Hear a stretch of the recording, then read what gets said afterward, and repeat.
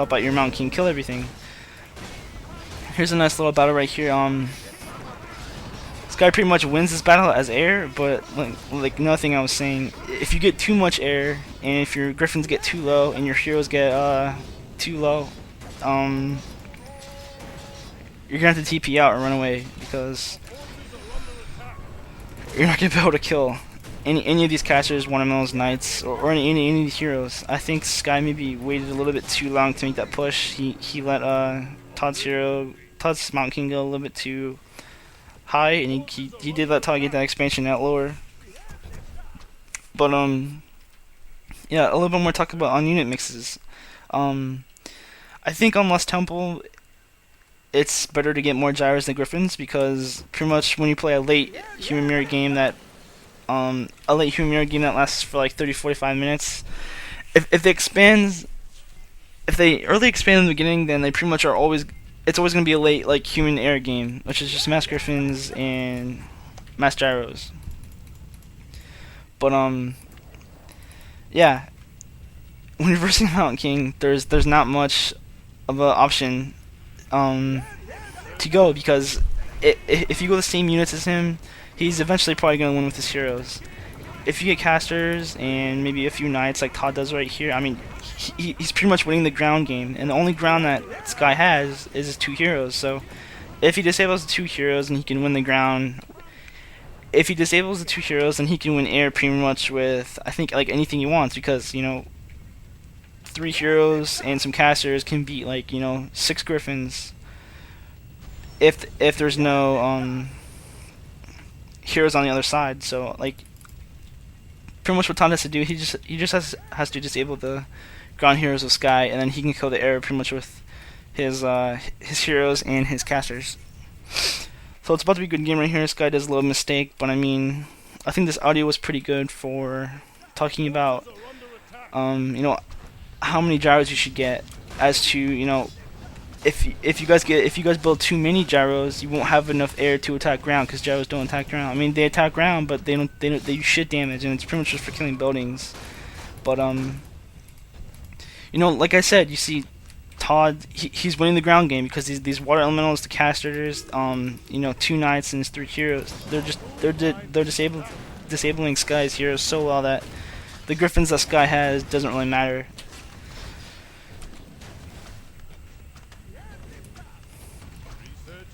So yeah, about the overrunning second, I think Sky gets his hero bolted and surrounded. Sorry if I sound kind of etchy and I'm skipping a lot because this is my first audio I've done in a while and sort of rusty at it, I guess you can say. Yeah, right here. It's gonna be GG.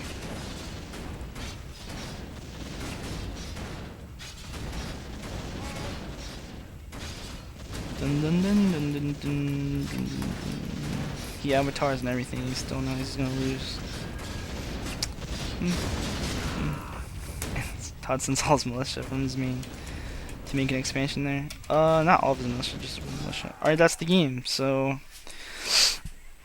let's do some recapping. Recap concepts of human mirror on Melting Valley. You get defend. You creep better, creep faster, creep better versus those axe berserker guys, and you don't necessarily, especially if you're getting defend, you won't have enough wood for anything in the beginning. If you get like 2 towers before you get your expansion up, or if you get mercenaries, defend, and arcane tower, your expansion is going to be a lot more later than your opponent. But you can get defend and afford to lose some of that wood to get mercenaries, and obviously if you get defend, you won't have a tower at your base right off the bat. But I mean, I think what Todd did really well, his timing on his Zeppelin Goblin Shredder, and his timing on the mercenaries with the militia from his base worked out very well, and he played it perfectly. Yeah, so we covered the defender footman versus non-defender footman, and how to survive versus Mountain King.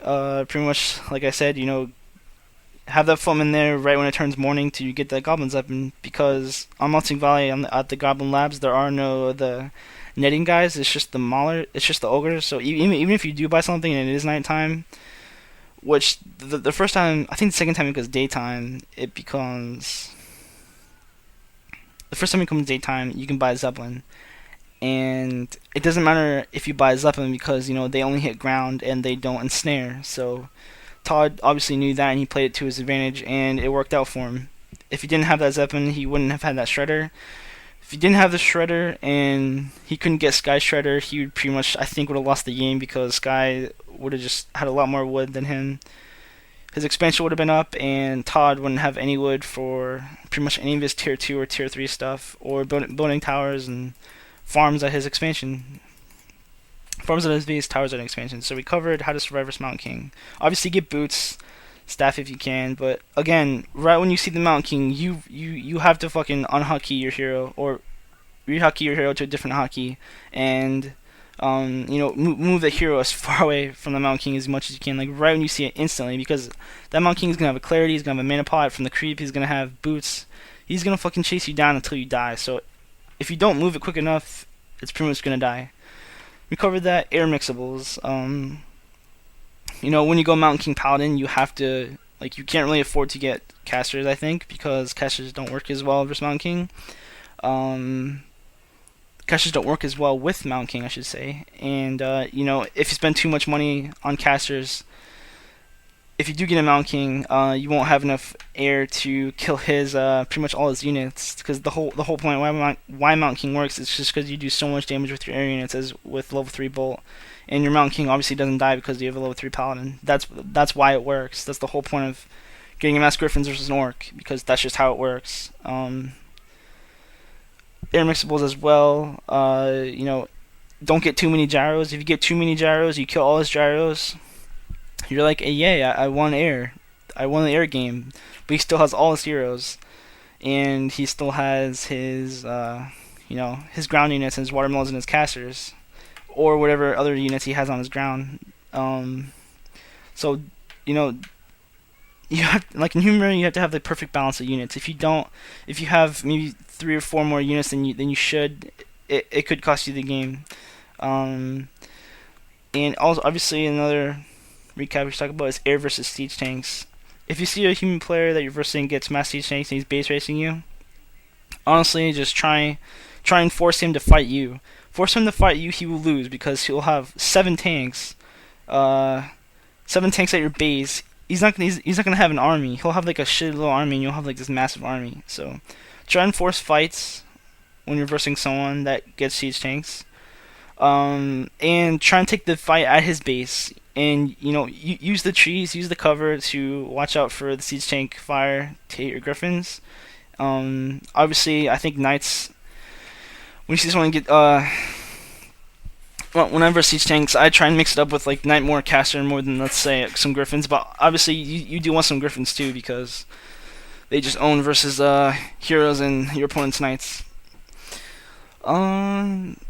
So yeah, I think that's all the recapping we have. This is Priest. I will talk to you guys later. PM me with any suggestions and leave comments. It always makes me feel happy. And yeah, I'll talk to you guys later. Sorry if I'm a little rusty in this one. I did skip my voice a lot. I was repeating a lot of things, I noticed. But maybe I'll get better on my next one. So I will talk to you guys later. PM me with anything. Like I said, leave comments. And if any of you guys play Halo 3, I will rape you in Halo 3. Add me. My gamer tag is John4J, JON number 4 letter J. I will put it in the description. I remember Red Rag to an Orc before he went inactive, I think, because he's in college now. I don't think he's on the site that much anymore, but we did play Halo a little bit, and he's a fun dude, and I like playing with him. And I also have a lot of other of my Warcraft friends that I play Halo with, like Hawk and Shade and Lotto, and maybe we can have a little WCR, a little game going on in Halo 3 on Xbox Live. So yeah, this is Priest again. This is the last time I'm saying it. PM me with anything, guys. Any suggestions at all. Alright, I'll talk to you guys later. See ya.